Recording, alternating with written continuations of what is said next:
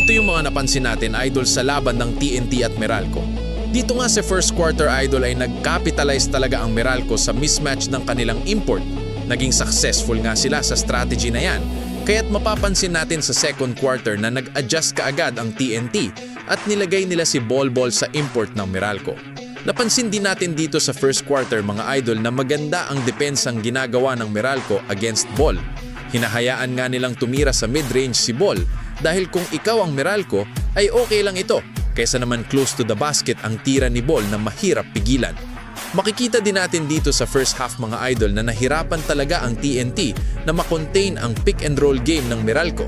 Kahit paulit-ulit lang na pick and roll ang ginawa nila, ay nakapag-generate sila consistently ng good shots dito.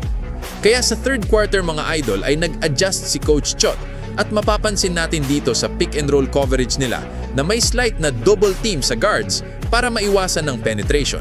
However nga, ay discipline talaga ang offense ng Meralco kaya't nakapag-generate sila ng good looks to the basket from this double team.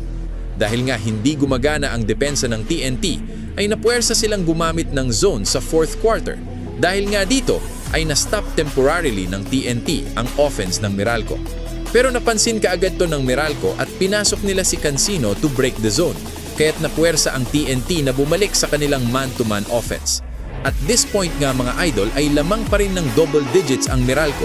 Pero sumugal dito si Coach Chot at ginamit ang small ball lineup niya para bilisan ang pace ng laro. Naging effective nga itong lineup na ito, mga idol, at naibaba nila sa 2 points ang lamang ng Meralco. Pero kinapos na nga sila dito, kaya't nanalo ang Meralco